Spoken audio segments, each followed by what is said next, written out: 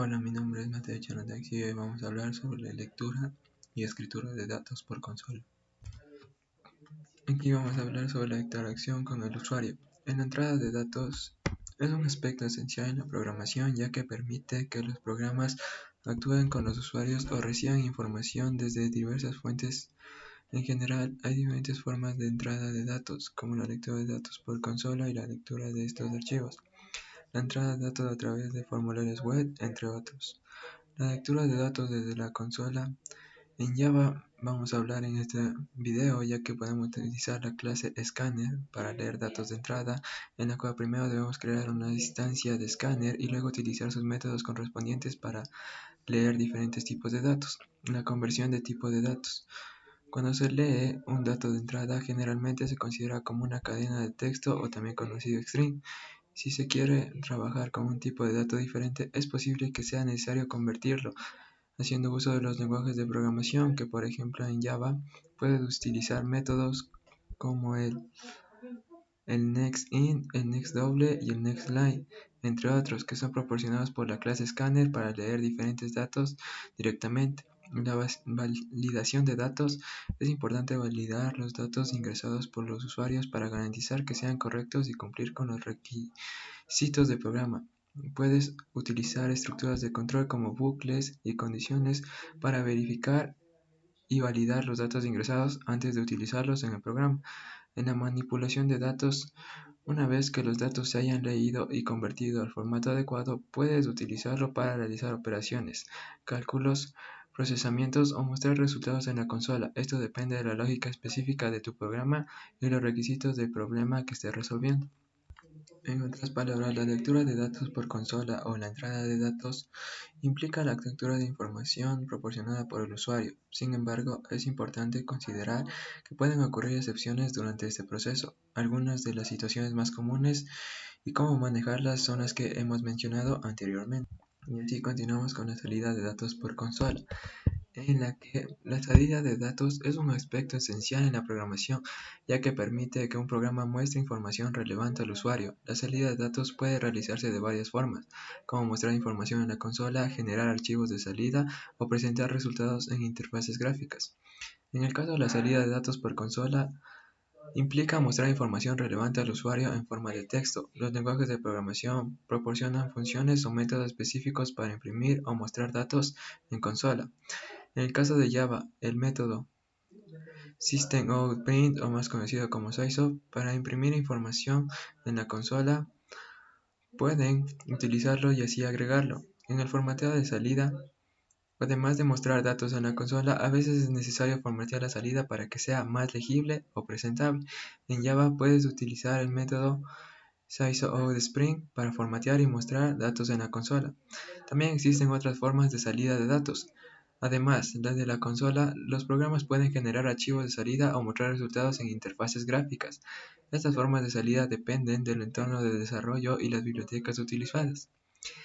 En este caso tenemos la generación de archivos, en la que pueden utilizar funciones o métodos específicos proporcionados por el lenguaje para escribir datos de salida de archivos. Tenemos también las interfaces gráficas, que si estás desarrollando una aplicación con una interfaz gráfica, puedes utilizar las funciones o métodos proporcionados por las bibliotecas de interfaz gráfica para mostrar información relevante al usuario. En otras palabras, la salida de datos por consola se refiere al proceso de mostrar información al usuario o escribir en un archivo u otra fuente externa. Esto se puede incluir resultados de cálculos, mensajes de errores, informes o cualquier otro tipo de información relevante generada dentro del programa. Y así, en la entrada y salida de datos también es importante hablar de las excepciones. Por eso tenemos que saber qué son las excepciones. Las excepciones son mecanismos que permiten manejar y controlar situaciones excepcionales o errores que pueden ocurrir durante la ejecución de un programa. Estas situaciones pueden ser errores de programación, condiciones inesperadas o problemas en tiempos de ejecución. En el caso de Java, las excepciones se dividen en dos categorías principales, que son las comprobadas y las no comprobadas. Así, en otras palabras, las excepciones son eventos que ocurren durante la ejecución de un programa, que hace que se detenga el mismo. Y así podemos hablar ahora sobre las clases de excepciones, que como mencionamos anteriormente existen las comprobadas y no comprobadas. En el caso de las comprobadas, son aquellas que deben ser gestionadas explícitamente en el código mediante el uso de bloques en trychat o propagándolos hacia arriba en la jerarquía de llamadas de métodos. Estas excepciones se derivan de la clase exception y sus subclases. Cuando se lanza una excepción comprobada, el código que la llama debe tomar medidas para manejarla adecuadamente, ya sea recuperándose del error, notificando al usuario o realizando alguna otra acción apropiada. En el caso de Java, son mecanismos que permiten manejar y controlar situaciones excepcionales o errores que pueden ocurrir durante la ejecución del programa. Estas situaciones pueden ser errores de programación, condiciones inesperadas o problemas en tiempo de ejecución. Y ahora hablando de las clases no excepcionales, tenemos que son aquellas que no requieren una gestión explorada en el código, ya que se derivan de la clase runtime exception o sus clases.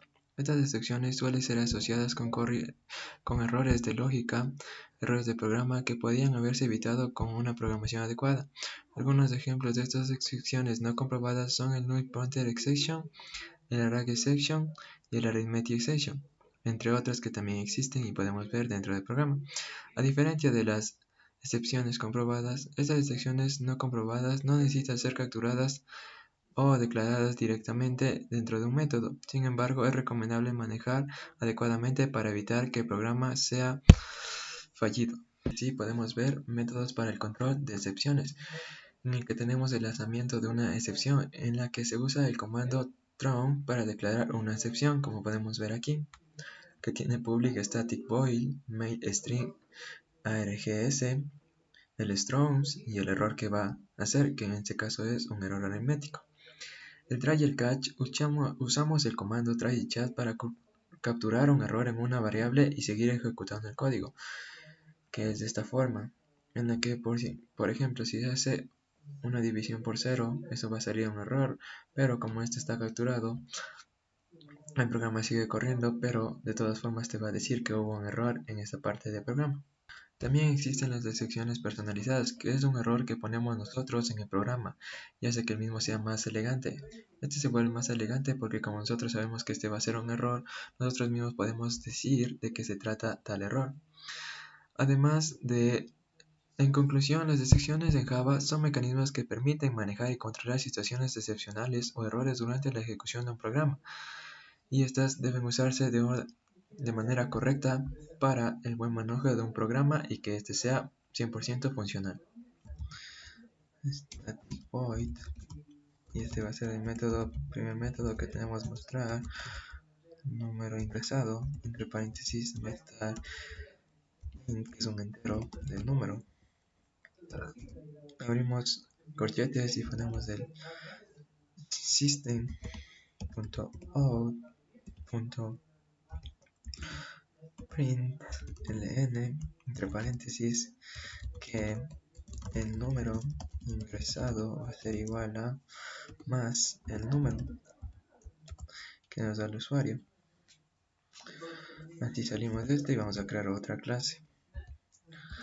En este caso vamos a tratar de utilizar las clases que ya estamos creando. Vamos a copiar, vamos a pegar, pero esta va a ser una clase void del in realizar división, y en el que también necesitamos ocupar los números, en el que si esto se hace va a retornar a 100 dividido para el número, que es lo que hace nuestro programa.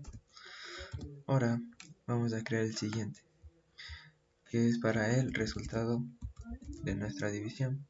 Vamos a poner mostrar resultado de nuestra división, en el que también necesitamos aquí igual necesitamos el resultado.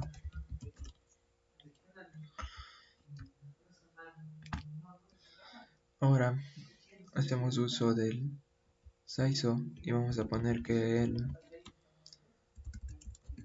resultado de la división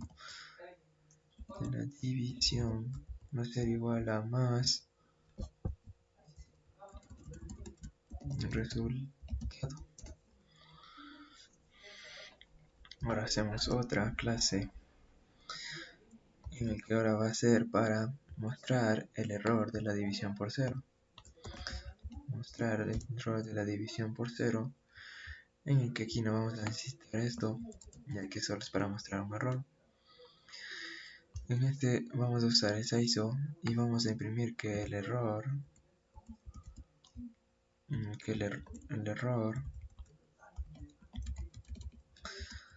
a ser igual a división por cero. Y ya está.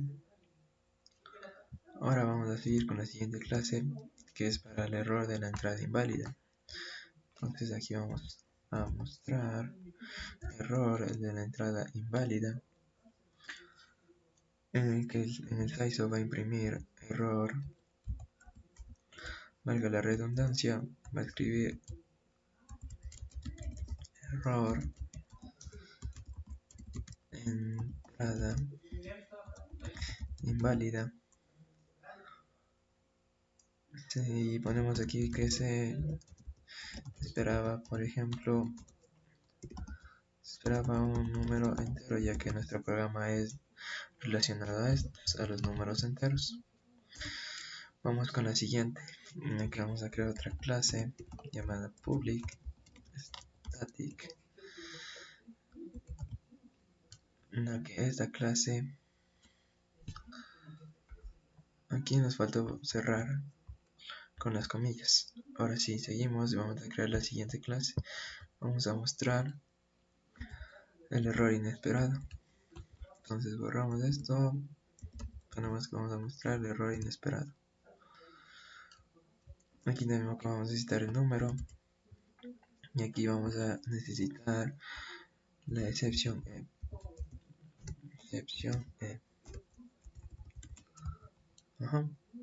Y aquí vamos a imprimir error inesperado, y le agregamos el e.getMessage. Ponemos entre paréntesis y cerramos.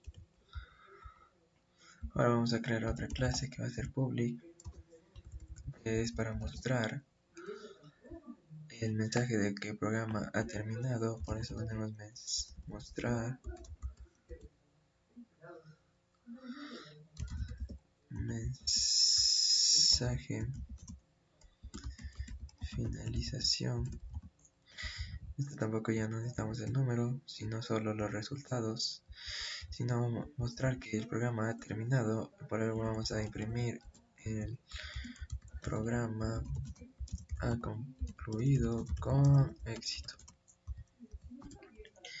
Y ya, eso sería todo para el programa. Ahora lo vamos a hacer correr.